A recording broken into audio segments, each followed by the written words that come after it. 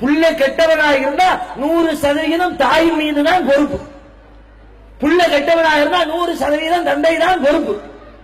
இல்ல இல்ல என் பிள்ளை நாங்க எடுக்கலன்னு சொல்லலாம். நபிகள் சொல்லுகிறார்கள், குல்லு மௌலூதின் யூலது அலல் ஃபித்ரா, உலகத்தில் பிறக்கிற எந்த குழந்தையா இருந்தாலும் அத்தனையுமே இயற்கையின் இஸ்லாம் என்ற இயற்கை மார்க்கத்திலே பிறக்கிறது.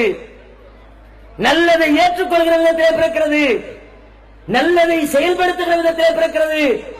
ஃபஅபவாஹு யுஹபிதானிஹி வயுனஸ்ஸிரானிஹி வயுமஜ்ஜிசானிஹி, அவனது பெற்றோர் தான் அவனை யூதனாகவோ அல்லது கிறிஸ்தவனாகவோ அல்லது நெருப்பு வணங்கியாகவோ வேறு எந்த அடிப்படையிலே தவறிழைத்தவனாகவோ மாற்றுவது யார் என்றால் பெற்றோர் தான் மாற்றுகிறார்கள். உங்க பேச்சு, உங்க நடவடிக்கை, உங்க செயல்பாடு அதுதான் பிள்ளை உருவாக்கும்.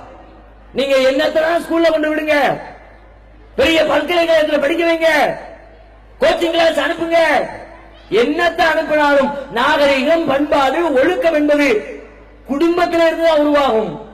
நீங்க என்னத்தை எல்லாம் செய்றீங்க அதுதான் பார்ப்பாங்க. நீங்க பேசுற பேச்சத்தான் கவனிப்பாங்க. நீங்க எப்ப பார்த்தாலும் திட்டினால் பிள்ளைகளுடைய உள்ளம் ஊனமடைந்து நொடிந்து போகும், உடைந்து போகும். பிள்ளைங்களுக்கு பேசும்போது உற்சாகமூட்ட வார்த்தை பயன்படுத்தணும், அவங்களை பாராட்டுற வார்த்தை பயன்படுத்தணும்.